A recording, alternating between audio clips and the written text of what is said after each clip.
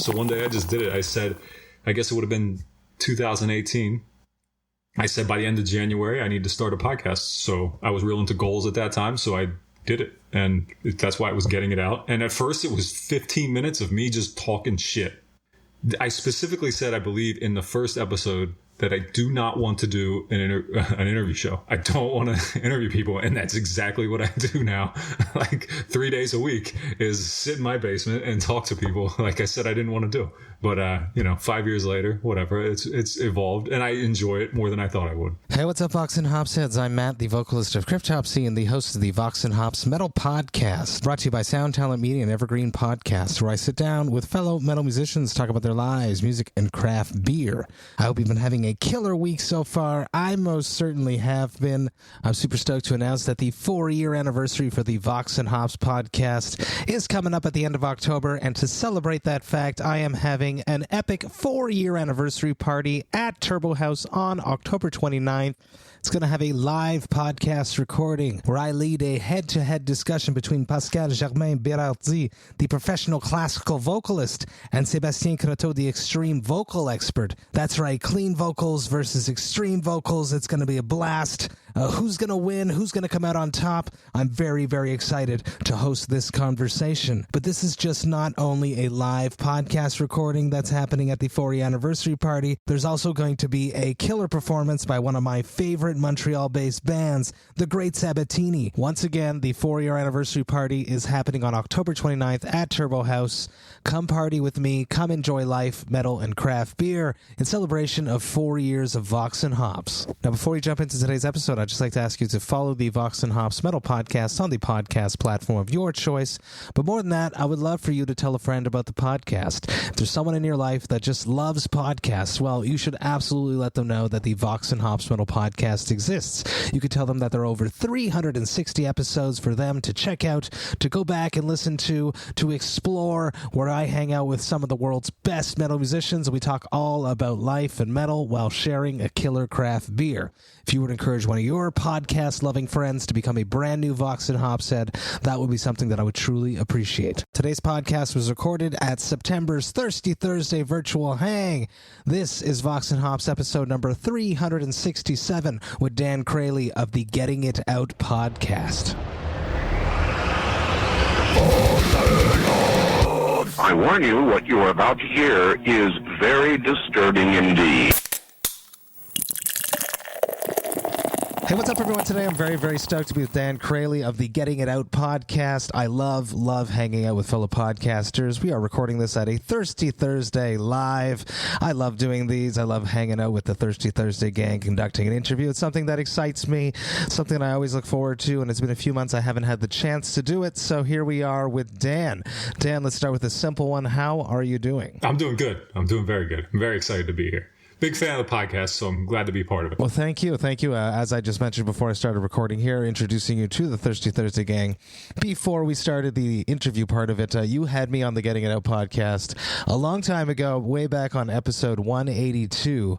Now you're approaching 240. You're almost at 250 episodes, so I know what goes into 100 and plus episodes, so it's a long time ago that we hung out, because you've spoken to over 120, 130 people since me. So I had a good time then. It's about time I had you on one of mine. Let's just jump into the thick of it. I love asking the worst question first. How did you cope with the glorious years, plural, of 2020, 2021, hopefully not the rest of 2022, hopefully not 2023. Hopefully we can have some fun and get back to normal by 2024. But the Getting Out podcast was already running before the pandemic hit. So how did that impact, and how did you cope with everything in this glorious day and age? Well, overall, I might have had a totally different experience than everybody else, because I loved it, and I would take back the pandemic tomorrow. If you give me back 2020, March through August, I'll take it back in a minute, without all the death, without all the innocent people dying. If we could cut that part out, I'd do it all over again, man. That was a really good time for me, and specifically my family. I had just been married for about a year, and I have the corny term that they use, blended family, where my wife had a daughter, I had a daughter, and then we got married, and the first year is always good. There's a lot of shit goes on, right? It's a lot of people getting used to each other. So a year later, when the pandemic forced us all to literally work together, work beside each other, do school beside each other, it was just it was like a, trial by fire. Like, we had to do it, and it worked. And so much good stuff happened then. And I know it's not what most people would say, but it was great. I finally got to work from home. I've been wanting to find a way to work from home my whole life. And I was finally in a position where it happened just like that. One day they sent us home, and then I stayed home for 2 years. So, I ended up leaving that job, and now I work close enough that I walk to work, since working from home's gone. I found a job that I can walk to, the literal closest place to work. So, as far as like general living, it was great.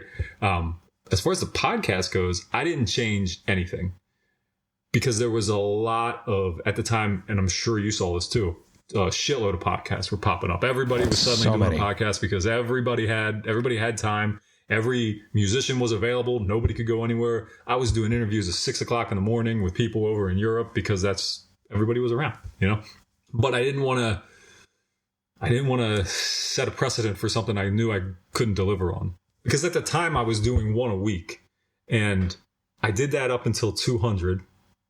And then I said, well, I don't know why I'm making this deadline for myself. Like, I'm making it stressful for myself. I should just do it when I want to do it. And I still basically do one a week. Sometimes it's 2 a week, but I do it at my own schedule. So as far as the podcast goes, it was a good time to grow, because you kind of had a captive audience, but I think there was a lot of oversaturation too. And that's all starting to go away. Not all of it, but a lot of it. But for better or worse, Well, that's a good thing for us that we are long standing. And we and we have the over 200 episodes. For people that fall into love with the podcast, can go back and peruse some of our older episodes. But it is true that during the pandemic, there was a lot of podcasts that started. I was in a couple episodes ago, or a couple issues ago, in Decibel.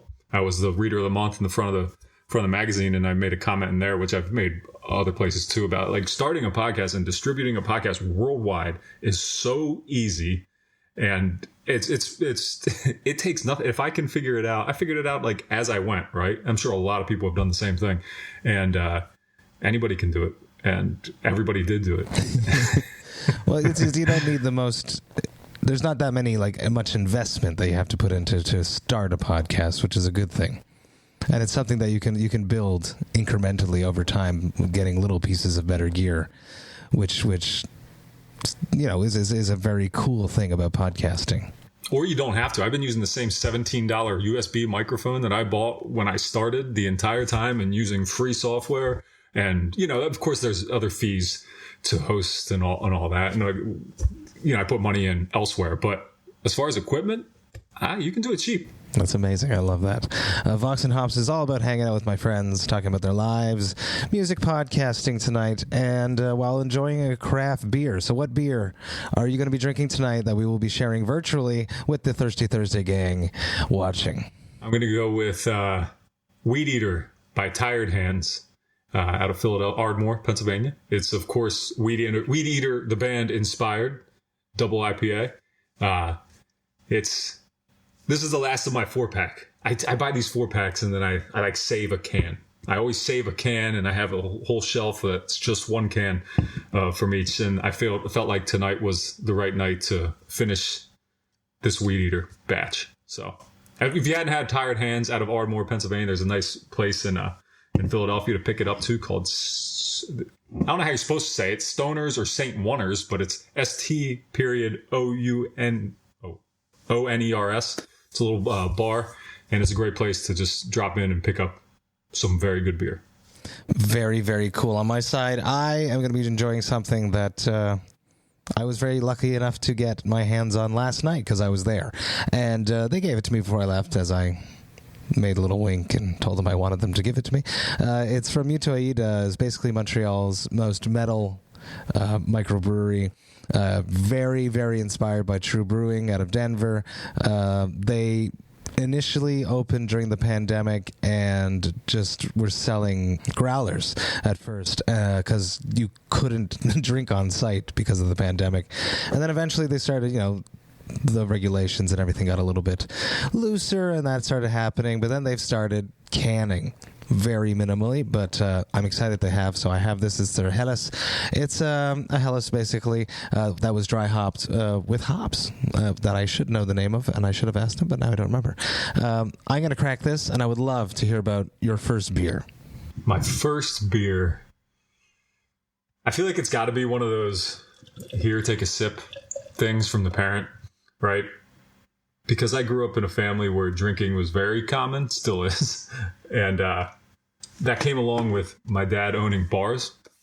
So my dad owned a bar, a pretty shitty hole in the wall, you know, where ultimately it got shut down, considered a nuisance bar, 2 of them. But anyway, it was just, drinking was a normal thing with us, still is again in my family. And it was like the spoken drinking age was 16 years old.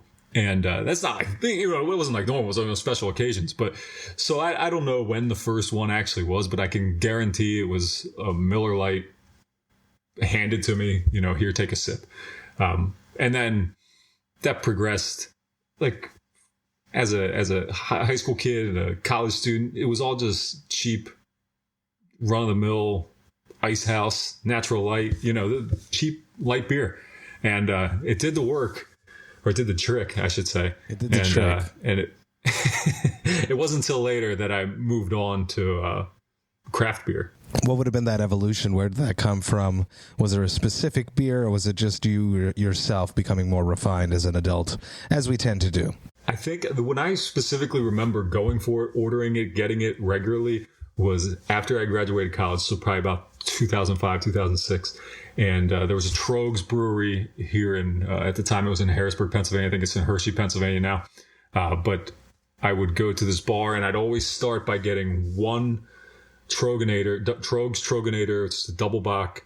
And I loved it. It was like 8.2%. And I always thought that was like the start of the night, right? And then from there on, I went to the Miller Lights or whatever. But I always just like had this tradition where I start with the strong beer and then, you know, coast the rest of the night. But so I gotta say, I had to think about that, but I think it's definitely the Troganator from Trogs, which they still sell. It's a great beer. Definitely a wise decision to start heavy and then go lighter afterwards. Right. I do that to this day. You were wise beyond your years, because typically we learn that later. So it's good that you do that so early on. This is Hélas is killer. It's like a slight honey tinge to it. It's crisp, cereal, delicious. Mutoïde. If you guys can get it, try to get it. And if you can't, ask your friends to send you a snow globe. Let's talk about the Getting It Out podcast. My experience with you back on episode 182 was a great one. I remember finishing, and I was doing a lot of podcasts at that time. I had put like a mandate that I wanted to be on as many as I could be on throughout that year, because I had just done Brutal North America, so I wanted to do as much press as I could for it. And I remember finishing with you, Dan, and I was like, damn, that guy was good. Like, that was well researched, thoughtful, listened. A lot of podcasters don't listen, they monologue, and that was not the case with you, so I appreciated that very much. Talk to me about starting a podcast. I never ask this question to bands, but I am interested when I talk to fellow podcasters. How did you get into starting a podcast? Did you listen to podcasts and then realize that you could? Well, what is your origin story, basically? I did listen to a lot of podcasts early on. Well, let's see, I guess it'd be about 9 years ago. 9 years ago, I was listening to podcasts before that, but 9 years ago, I split up with my daughter's mother. So she moved out. My kid moved out. I was working third shift by myself at a printing company in Baltimore. And so I'd go to work every night by myself, and I'd have my daughter every single weekend. And because she was so young, she was like 1, you know, not even at the time. I didn't speak to anybody. Like, I felt like I didn't, for every night at work, I didn't work with a single person. I didn't live with anybody else. My daughter couldn't speak to me. So I found like this relief in listening to other people talk, you know, and I couldn't even tell. I mean, it was a lot of like stuff you should know. And and This American Life, like the podcasts like that, really, like that I just got really into. And then there was a lot of comedian stuff. But I really found a sense of, and it was like, I wouldn't say community because I wasn't involved in anything, but it was just nice to be involved or to hear conversations and laughing at something somebody said. I hadn't done that in a long time. So eventually I start recording myself just talking while I'm in the car. I'd go on these rants, and I was always considered a funny person, like class clown in my high school. And, I was just always out there and doing wild shit.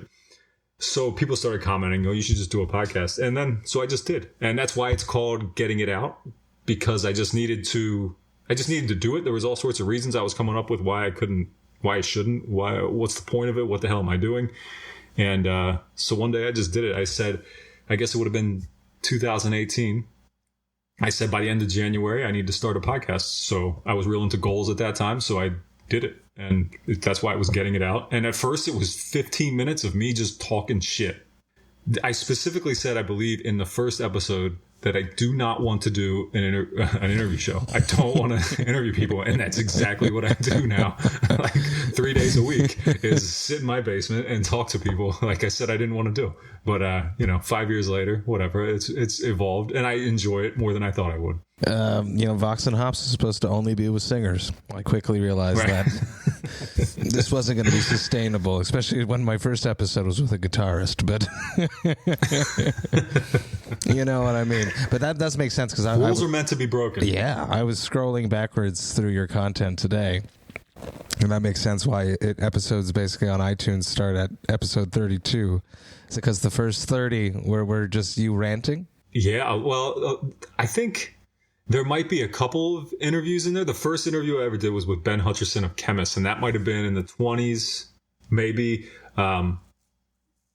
The first one that might be available now is JR from Pig Destroyer. But I was doing something.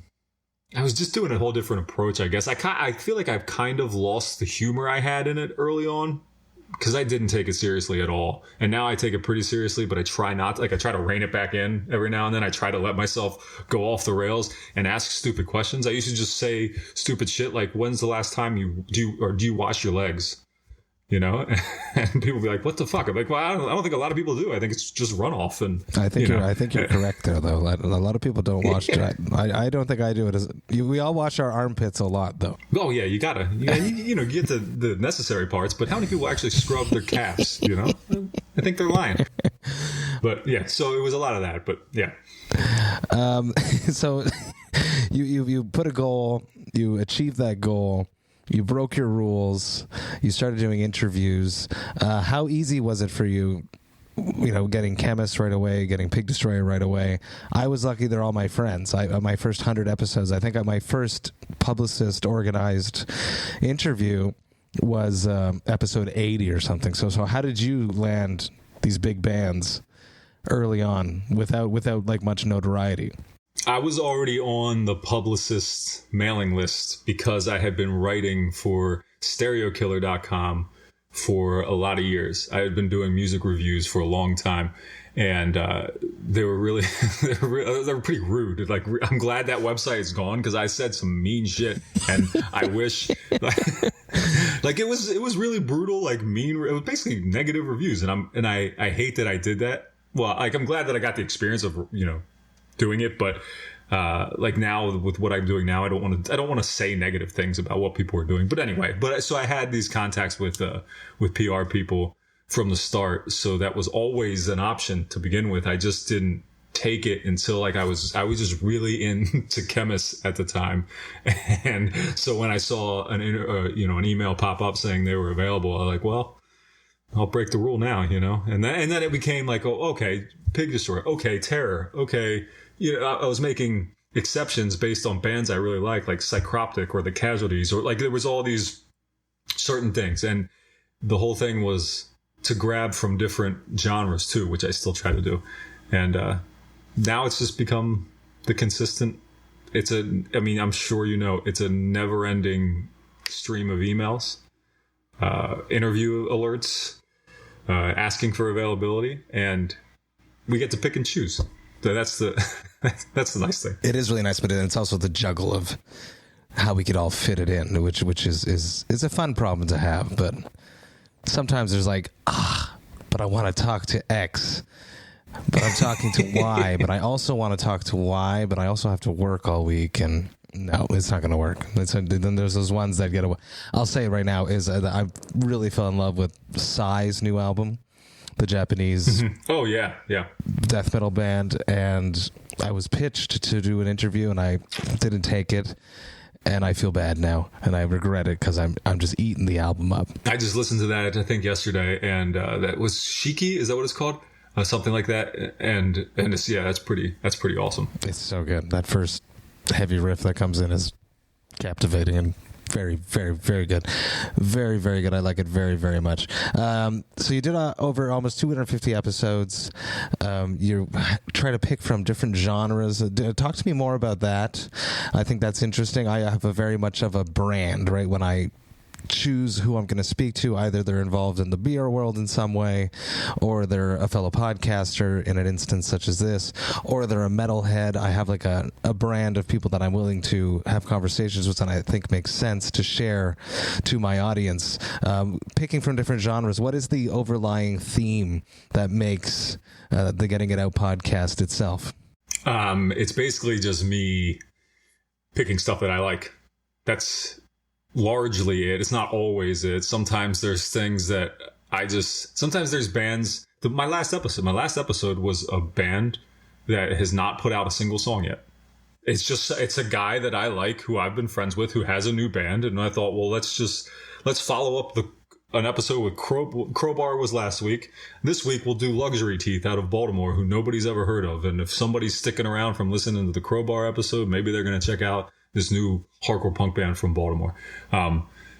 It's the way I listen to music too. I don't just, I love Kiss, and then I like some power violence shit, right? And I'm going to listen to them in the same day, and I don't know. I just feel like it's just my taste, right? It's just the way I really listen to music. It's the way I want to share music. I've always been interested in pushing my interests on other people musically, right?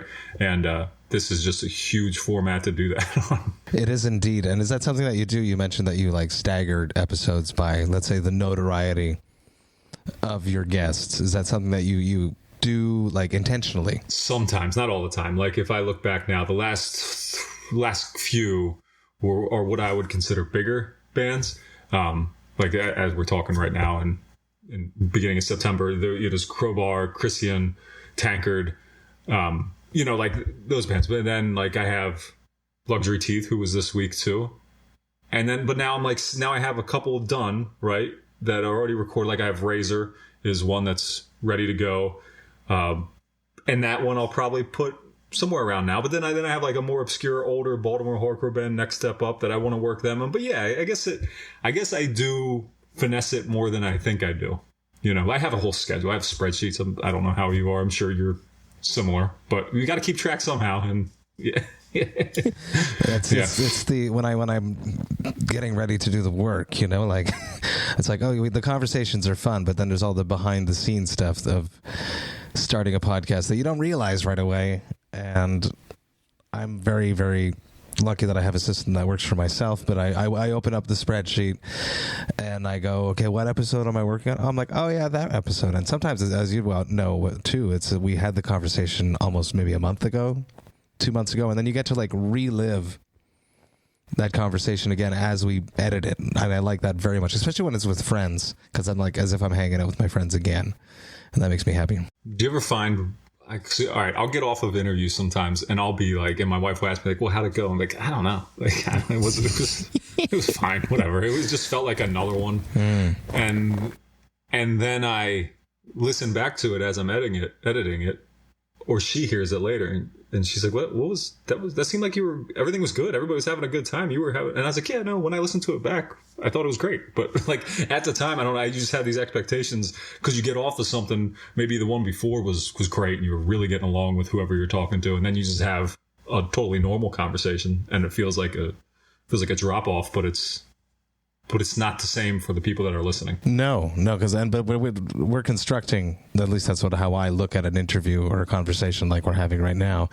I have like an arc that I want to hit, and we're really focused on hitting all those points while connecting with someone. But when we're listening to it afterwards, we don't see the plan anymore. You can just actually live the conversation, and hopefully it worked and the arc is there and you've hit all the points that you've planned to hit.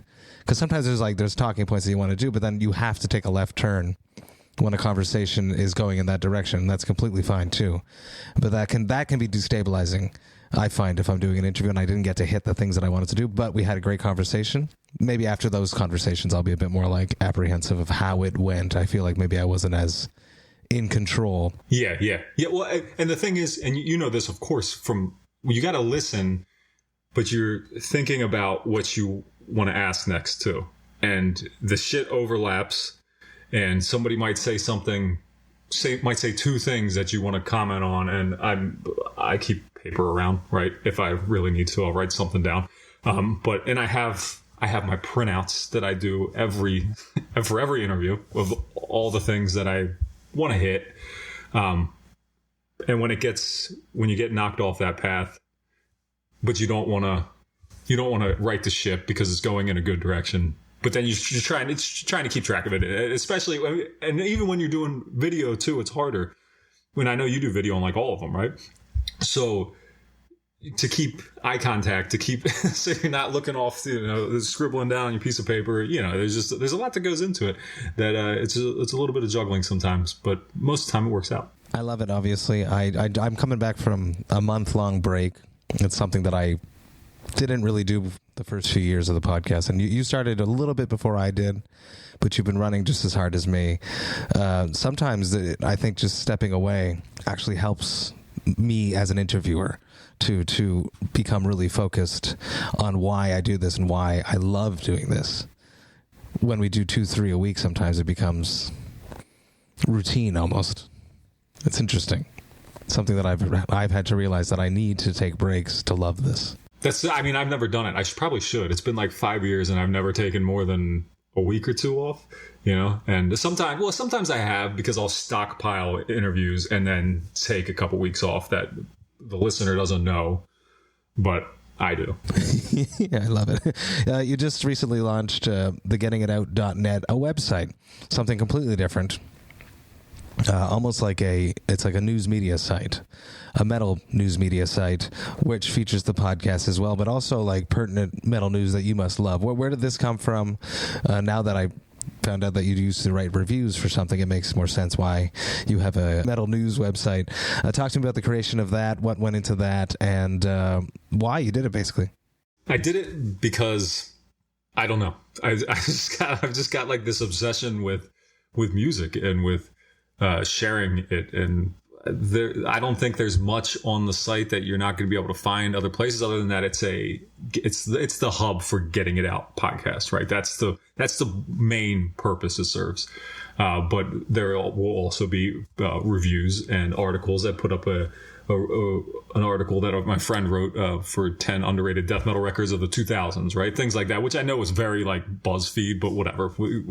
I like reading those things too, and he wrote it, so I want to put it up there. I did one for hardcore records from the same era at one point, but it's really just to provide a bigger platform. It's or to provide a platform to talk about and share the podcast. And there's also over maybe like 1,200 band pages, individual band pages that are actually on the site. They're a little hard to navigate to now. If you go up into the right corner, there's a featured band tab, and if you click there, we need to figure out a better search option there, because right now it's basically just a three across grid all the way down from A to Z. And you wrote all those pages? All of them. Oh, but that's the thing. This has taken a little over 3 years. Good for you. Complete. And I have just done content. A friend of mine has helped out building, right? He made it look cool. He does all the stuff. He's done, right? His part is done. I do the day-to-day. And I took the idea from the concept or the idea from Carlos Ramirez, who runs No Echo, which is basically a hardcore site. That just to have something up there every day, whether that's just one news article or whether that's a video post, new podcast, there's something new there every day. It might not be big, but it keeps everything moving. And that's the whole idea. Also, like my favorite thing to do on it, and this is kind of ridiculous, but my favorite thing to do on it is every Friday to post a list of all the new releases that came out that week, which is hard to do, but I got a spreadsheet for that one too. So I try to keep a list of every new release that came out every Friday. It's up every Friday morning, and it has an embedded player to listen to a song or whatever, and a link to buy a physical copy every Friday. So that's like my favorite thing to do with it. But yeah, I think it's amazing, and I'm wondering if Jerry Monk checks your website to find out if he's missed anything, because Jerry's here with me, the metal architect who does my playlists. I'm curious if he checks your site. Chime in here, Jerry. Jerry, come on in. Do you check the Getting It Out? I guess I can start checking. I didn't know there was a website till now. I guess I can add that to my cycle of websites that I use. Nice. We'll talk to Jerry more later. What is more work, getting the podcast together and or getting the content out each day for the website, Dan? The website, because it's harder to do. It's way harder for me to write things. You can go to websites and left and right and find press releases, right? They're just copy and paste shit, and that's all they do. It's a real easy way to do it, and I've done that before for other people's websites, right? When I was posting their news. But I try to at least change the words, right? Like, I'm going to copy and paste that paragraph, and then I'm going to rearrange and, make it read differently. I'm going to keep all the links in there, the dates, the images, whatever, but it's going to be presented a little bit differently. And to do that takes time. And I don't have a lot of time. I get up 3 hours before I have to be at work every day. Holy and I shit. come down here and it's not that bad. I get up at like 5:30ish and come down here and I do a little bit of this. I get ready for work. I walk to work. I walk home at lunch, do a little bit of this. I walk back to work, come home from work, do a little bit of this, and sometimes that still only equals one thing a day. So. Yeah. Okay. Yeah, I'm hearing you. Financially, this is how my brain works sometimes. And I was just hanging out with Leonardo from the Baron Mag up here in Montreal, and he's always about business, and he likes to ask me interesting questions such as one I'm about to ask you about how we can make money doing things like this. So obviously the podcast, there's ad reads that we can do, there's affiliate links. Is it more financially fun to have the website because you can have a sell banner space? What is more financially lucrative in your experience? The website already, and I haven't even sold a lot of banner space. I've given most of it away. That's really what I did for the beginning of it. I contacted friends of mine who have record labels and bands or have other podcasts and said, I don't want these spots to be empty, so give me what you got, and we'll put this here. And when I have people start paying for it, I'll take yours out. And now there's a rotation of people that are paying for things, and that's something I never thought I'd get to. Where basically it's just breaking even across the board. Maybe like I'm probably still in the hole, but when you consider like yearly expenses, but it's nice. It's much easier to say. I've reached out to people that I would like to advertise on the website and said, here's what it is, and here's my prices right now, and this is as cheap as they're ever going to be. Because I don't know what I'm doing, and I can't really offer you a whole lot right now. But so if you just, it's really like selling myself, like downplaying what I'm offering, but at the same time not giving it away for free. That's a good tactic, though. It makes people appreciate you, and right. This guy doesn't get what doesn't know what he's actually offering me. I'm going to take advantage of that. It was really easy to approach the people that I was already giving free shit to say, hey. So it's been a few months. What do you say? Are you in or not? And then, and if they were out, well, maybe they're out for good. Back to interviewing. You mentioned that at first you were more comedic in your approach. How have you improved your interviewing skills? What steps did you take to become a better interviewer? And Is that something that's important to you? It is. It's something that's important to me, and I don't think I've made the strides that I wish I had. I still find myself struggling to come up with something to say. But I think that's also just me, right? Like I can only get so far away from it, but I get left speechless sometimes, and it's typically not because they're really saying something that like floors me. It's just like, well, I don't know what else to, I don't know how to follow that. That wasn't that wasn't that interesting. I don't know how to follow that up. So I try to go, that's when I usually revert back to the humor and try to go a little bit off the wall. I'm like, well, so anyway, and it doesn't always work. And, I've really learned to try to break the person down a little bit. Like I usually try to be funny with them privately beforehand and to try to check the mood. And sometimes it's just not happening, and sometimes we're going to go straight forward and eventually, the wall comes down a little bit, but for the most part, when somebody's going to be serious and when they have an agenda, they want to talk about their album, and I understand that, and I want to make sure that we do that too, right? So I want to get that. I want to make sure that they see we're getting that in, and then I can fuck around a little bit, right? Because once maybe it's off of their chest, and I know a lot of these people, they're doing a shitload of interviews too. Like I know that's a big thing. Anybody promoting anything now, you're doing way more interviews than you've ever been done before. And that's one of the reasons why I try to be a little funny about it, to break up the routine. But some of these guys gals, whatever, just don't want to. They just want to get it done. And you got to respect that.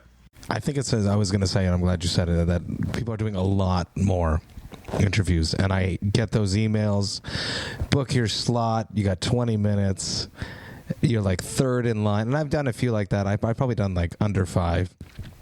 Out of the 350 that I've done, because I don't like it. I feel like the person is annoyed already, because who knows who they spoke to before us, and who knows what that experience was like. So I much rather like something like we're doing tonight, that it's booked on a schedule that I appreciate and that the person can appreciate, and we have time and there's no cutoff, because that stresses me out. Oh yeah, that's a bad one that I've been doing. I do them sometimes on my lunch break. I walk home from lunch and I do an interview. And like, I'm not worried about my time, but it's like, oh, I'm doing their first slot of the day. I'm doing their 12 a.m. So I know that's the first one, which has its benefits, right? Because they're not worn out by it yet. But I'm also the first one, and I know 12:30. They got to go to another one. So like, without even talking to them, I'm trying to be like courteous to them, knowing that they have time. And then also I'm on my fucking lunch break, right? So I need to eat too. So sometimes it gets quick. Sometimes the interviews go fast, and sometimes it's a good thing though. It means we're both quick. We're both answering quickly. We both getting out everything that we want to say. And then I look at the clock and I realize it's only been 20 minutes, and I say, well, fuck it. That's it, man. Is there an interview that ever got away from you that you wish you could redo? There's a couple of them, but the one that comes to mind, I wish I could redo it. There's a couple, but all right, I just changed my mind while I was trying to think about that. Sick of It All. I had the Kohler brothers from Sick of It All, and I love hardcore. That's like my thing, right? And I had Lou and Pete from Sick of It All, who are synonymous with the band, the genre. It's the longest running hardcore band ever. And I used to do all mine through Skype, which I did that specifically because I could call phones with it, and I still do. I did one last night where I called you call phone with Skype. The person on the phone knows no different. It shows up as my phone number, right? And we had all sorts of technical difficulties trying to get them on it. And by the time we got to talking, they were, both of them, one more than the other, was just not happy to be there anymore. And it kind of sucked because it was I read their whole book to have this conversation. Like it was a conversation about their book. So like, it's the most research I ever did. It's a band I've been listening to my whole life. And then we get fucked up by technical difficulties, and then people tempers are just short. Nobody got mad or anything. It was just like, clearly one guy didn't want to be there anymore, and the other guy was doing his best to to drag it along, but it was rough. It was rough, and but I didn't want to give it up. I didn't want to give up on the interview. I just kept pushing through, and that probably made it worse, but whatever. Good for you for sticking to it, but you can get them again. There's return guests. It's bound to happen. That's right. Yeah. Put the call out into the universe, and it will happen. I love making collabs. I love making beer collabs. I'm releasing 4 of them tomorrow. I love it. At Brutal Montreal, which everyone knows we're recording this the night before Brutal Montreal. I like making teas. I like making coffees. What would be the perfect collab for the Getting It Out podcast? Man, well, it would have to be a beer, because that's all I give a shit about is other than my family, right? Is music and beer. That's what I spend my money on. It's what I spend my time on. And I've tried to make it happen. Not hard, but I've tried to make it happen. I've tried to make contacts, I should say, with local. Tried to stick very specifically local, and it hasn't worked out yet. But it doesn't mean I'm going to stop trying. What style of beer would you go for? What would be something that would make you proud to see your logo on? I think it would have to. I think I would want a. I think I would just want a. I guess I would have to say just a hazy IPA, as simple as it is now, right? As common as that is, but not something. Not a double. Not something heavy. Just like a 6%er, a little lighter. Yeah. That's what I'd go for. That's what I want to drink a lot of, right? Mm-hmm. Which is one of the benefits of making collabs, and you're reading into my mind and a little glimpse into the future for the 4-year anniversary of the podcast. You're right on track with one of the collabs that will drop for that. Being a podcaster, and I don't think I've asked another podcaster this, something that we get to deal with that not a lot of people get to deal with is we get to listen to the sound of our voice a lot. Are there any weird mannerisms or habits that you do when conducting interviews that when you're editing it annoys you and you cut it out? I don't cut it out, but I do. I go anyway. It's a lot of uhs, but usually it's a anyway, and I'll just stammer a lot. That would drive me crazy. I do cut that out sometimes, crazy. Where I'm just going, yeah, and then I, edit that out. But it happens, and I don't know what to do about it. At the time, I don't notice, but it's there. My first few episodes, I would hear that, and I would be like, I sound so unconfident and. That drove me crazy. I said I've learned over time that if I do find myself missing something, I'll just take a moment and then say it again, because I know I can cut it perfectly at that point. Mm-hmm. Yeah, I've worked in the long pauses. I was editing one earlier today, and I left a long pause in it, and the guy on the other end was like, "What's going on?" I was like, just shut up. Like, just wait. Just your face is frozen. Yeah. That's something else that I've learned over time too. Is if the internet is lagging a bit there, I'll just say, let's just take a moment. Let's wait for the internet to catch up, and then let's jump back into this. And that's something that initially I didn't do, and I'd just be stressed the whole time that I'm losing this interview. Whereas if you just stop for 40 seconds, sometimes it's enough for it to catch up, and then you keep going. That's some advice I need to take, because I like usual will just plow through it and force, and it doesn't get me anywhere. And I've had some where you just sometimes you just get a delay that fucking makes it all so weird, and it sounds like you're not responding to them, it sounds like they're not responding to you, and then you both go to talk, and there's a you clash, and it's like start over again, and it can be technical difficulties can be a pain in the ass, but I don't know any other way around them other than working through it. So learning, I guess you're doing that. You're learning. That's patience. Yeah. And the video, I always release my videos, but I never edit them, so people can always see what really happened and all the things that I typically cut out of an interview. One last question before I throw you over to the Thirsty Thursday gang for some questions. It probably might happen to you because you seem to like beer as much as I like beer. What is your hangover cure? I don't think there is a cure, but I do think it happened to me just this past weekend, actually, for the first time in forever. And I think I do a really good job of not getting hangovers. A really good job. I do 2 or 3, that's it, and it doesn't happen, right? And the other weekend, my wife and I were sitting out with some neighbors and went a little longer than usual. And I knew it was going to happen, so popped some Tylenol the night before and had a slight one in the morning. Typically, it would be the way to get rid of that is to go for a run. Exercise, run, sweating it out. I don't know if it really works, but it feels like it does. But then the best way, of course, is just crack another one. And that feels way more acceptable after you take a run. That is true. Like, all right, I'm going to go for a run. Now, now I have the right. You know, that is true. I'm not an alcoholic. I went for a run first. That's the argument I use all the time. Like, but I'm in pretty good shape, right? Like, can anybody else just go run 3 miles and then, whatever? Good for you. I like that. Dan, thank you so much for hanging out with me. Let's introduce the Thirsty Thursday gang. Who here has a question for Dan from the Getting It Out podcast? As usual, the first one with his hand up. Dervites, Phil from the Whispers from the Void podcast. Phil, how you doing?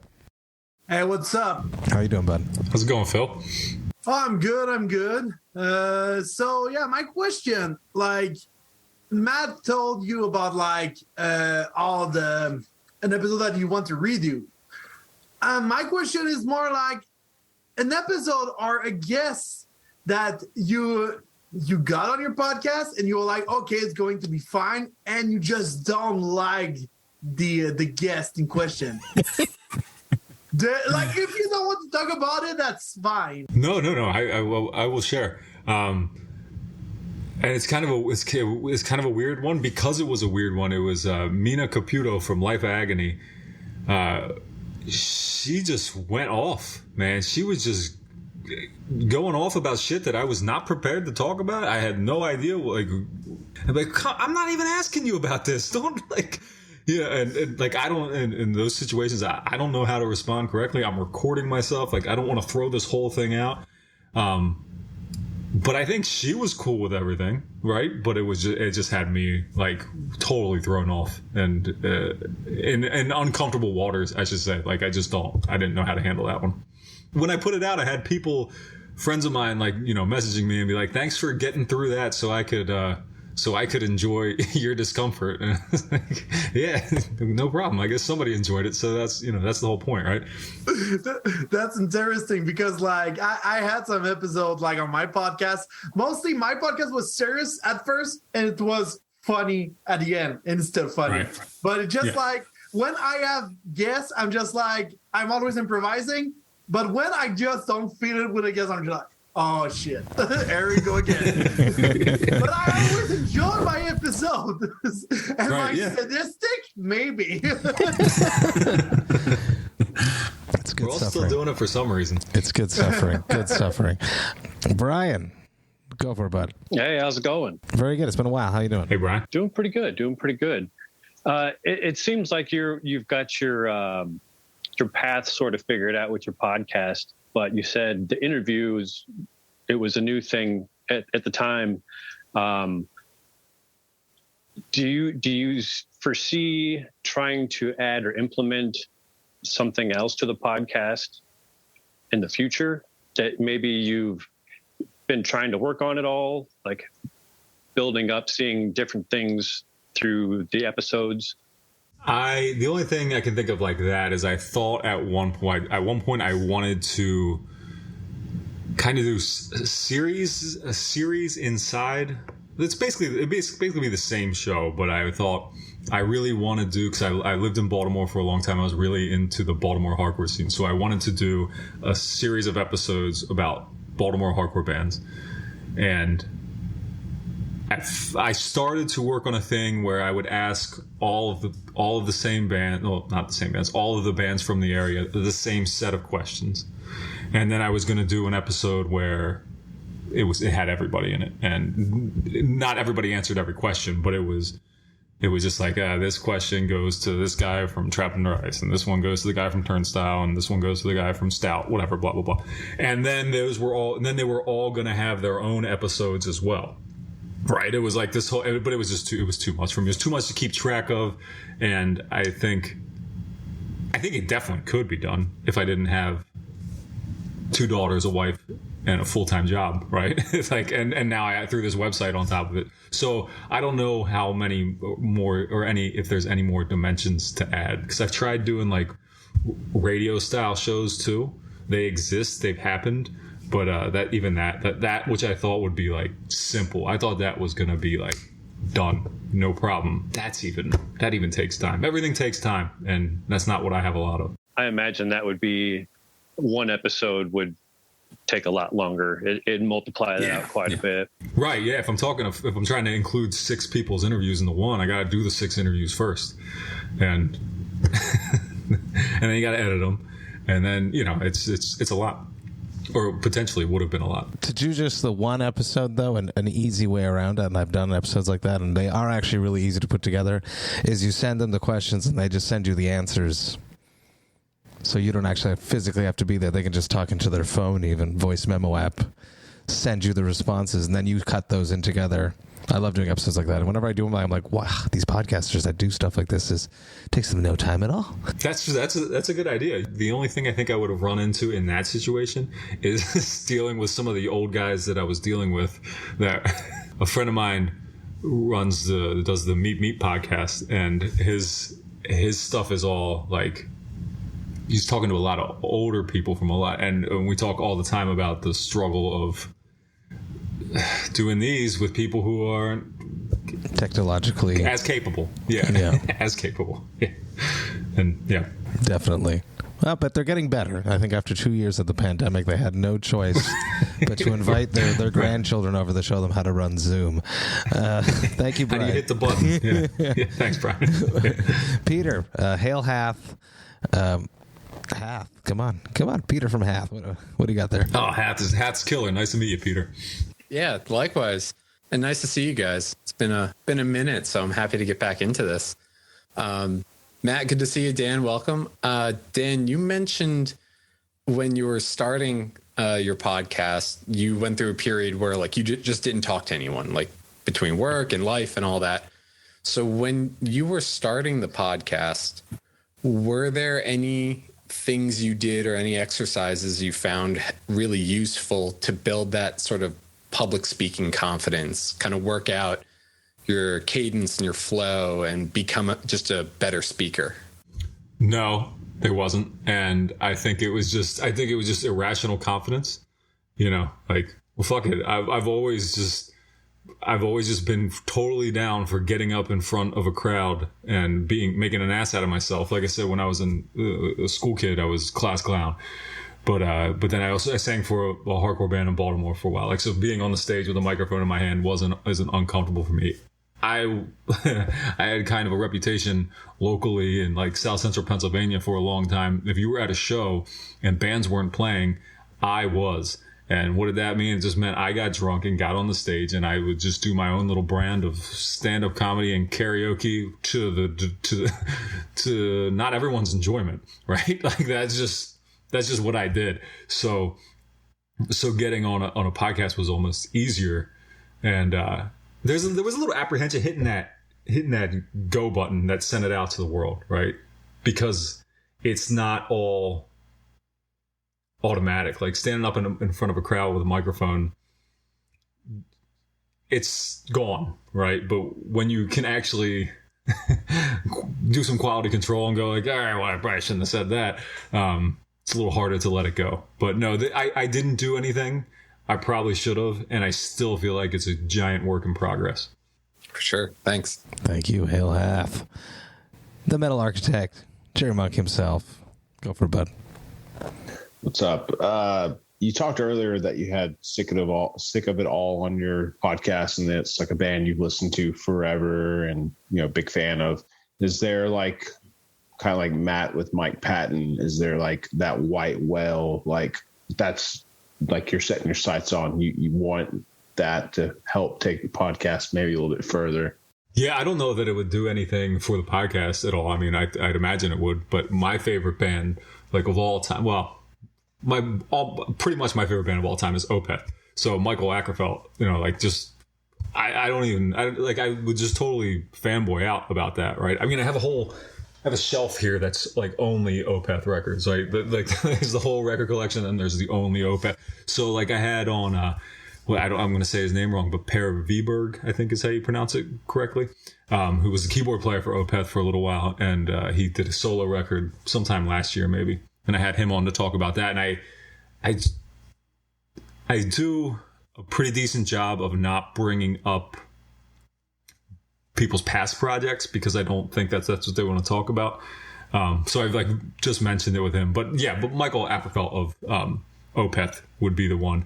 But there's other guys that I've had on, Burton C. Bell from Fear Factory, but we weren't talking about Fear Factory. We were talking about Ascension of the Watchers. So I basically didn't bring up Fear Factory at all until he did later on. And that's not the easiest thing to do.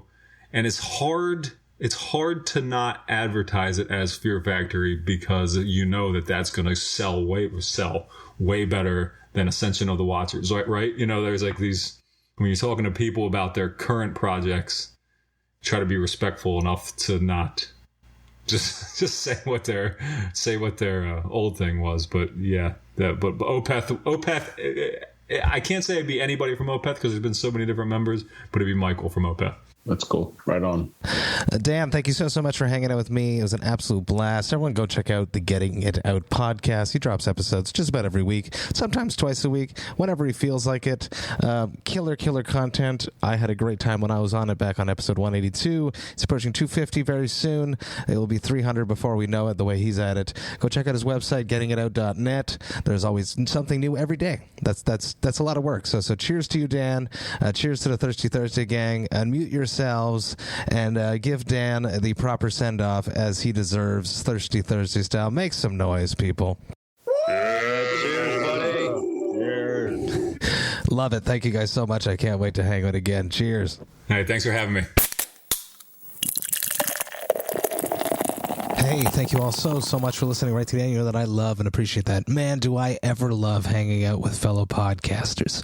It's just so cool to sit down and have a conversation with someone that understands all of the trivial things that go into putting out consistent podcasts week after week. It is a strange world. It is a passion project. We do this because we love it.